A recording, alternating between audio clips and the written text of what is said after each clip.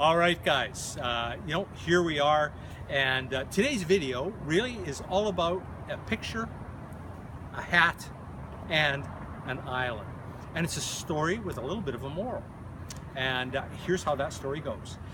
We have all at one time or another in our lives made a snap judgment about somebody that we saw for the first time, met for the first time, shook hands with them for the first time.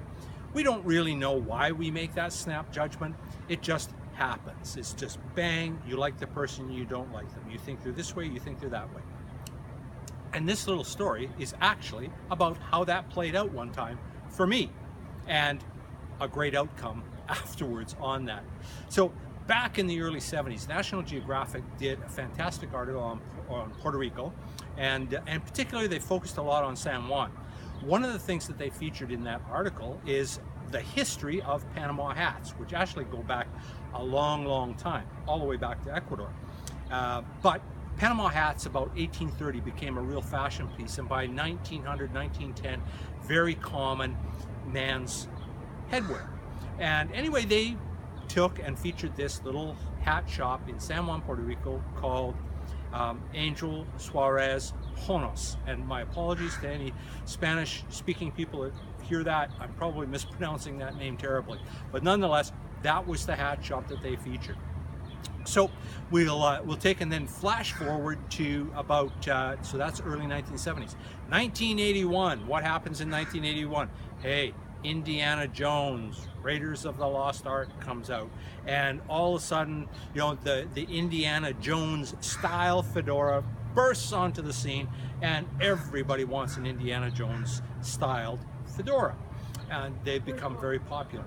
Then we roll ahead a number of more years, and Colette and I are off to Puerto Rico. We're going to the Caribbean again, and we're just absolutely loving the lifestyle.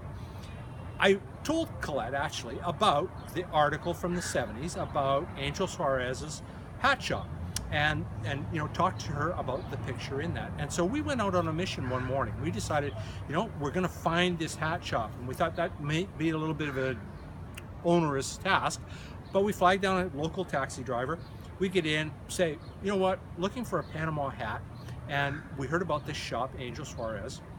And bang, he knew exactly where it was. So he drives us straight there. We pull up outside, and oh my God, yes, this is it. I recognize it from the picture. So we open the shop door, we step through inside into the shop, and it's a long, narrow shop, kind of dimly lit. You could see everything, but we're not talking bright fluorescent lights. It's dimly lit. The lights are hanging down, those kinds with the metal domes and kind of yellow screw bulbs in there. So we walk in. Way at the back of the shop, there's this Puerto Rican guy, and he's probably about this tall, and he's standing there, and he's got a little bit of Puerto Rican guy attitude about him. I don't know if you know what I'm saying, and I don't mean to be derogatory, but he's got a "I'm a man and you're probably not" kind of an attitude about him. So he's standing at the back of the shop like this, and he's looking at me, and I've got this flowery vacation shirt that Colette actually made for me. It was an awesome shirt. Anyway, I've got it on, and I'm standing there. I walk in, and he's not budging. He's at the back of the shop. He writes me off. Typical North American. He figures this guy doesn't know anything about hats. Probably wants an Indiana Jones, style fedora. All down, from my perspective, all down the left-hand side of the store are all these Indiana, those hats. They're all down there. On the other side of the store, though, is what I'm really looking for, the real gold, the Panama hat. So I walk over to that counter. He kind of takes a step forward, but he's still not saying anything. And I'm looking, and I'm admiring this hat and that hat. And finally, I called him over, and I said, I've been wanting a Panama hat for years. Can I try one on? He warms up a little bit. He comes over, he passes down a couple of them, and I try this one on, I try that one on. He's like, no, not that hat. And then finally, we end up with this hat from his shop in San Juan, Puerto Rico, this very hat. And I said, I came here today to buy a hat from your store because of an article that I saw back in the 70s from National Geographic. And one of the things that I loved was this photograph of the front of the store. And I said, well, as soon as we pulled up, I knew it was your store. Did you ever, were you around with that? Well, he had such a huge smile on his face. It went ear to ear. And the reason he was smiling so hard was that was his father. His father had been interviewed by National Geographic. The picture was of his father standing in front of the shop. And now here we are, years and years later, and he's in the shop. I'm talking to him about that. He dashes into the back room, grabs the original from National Geographic, and comes out and shows it to me. Well, I tell you, we became fast friends. It wasn't long before good backroom kind of Jamaican rum came out, a couple of really good Cuban cigars. I got my hat on.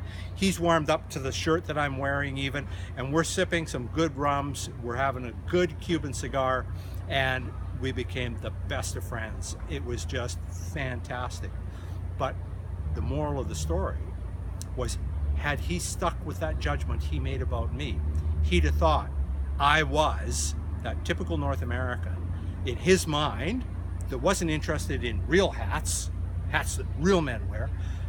I was going to be interested in something that Indiana Jones wore, when in fact I was in for the hats that he really was passionate about. So, the real moral to me is, one, don't make those hasty judgments, because you never know when you can be so far off base and you could lose the opportunity of a beautiful friendship. And on the other side of the coin, if you happen to be the person that's had that snap judgment made about you, don't let that throw you off. Don't let that slow you down. Just go steam ahead, just like I did. I could tell he had an attitude about what he thought about me, but I was going to buy a hat anyway. I wanted to be in that shop. I wanted to buy a hat from there because it meant something to me, and that totally came through to him. And like I said, it was a beautiful thing. The rum was great, the cigars were great, but the bonding with the man was absolutely fabulous. So I hope I've added value today. I hope you enjoyed the little story about a picture, a hat, and an island. And I look forward to talking to you again. Bye-bye.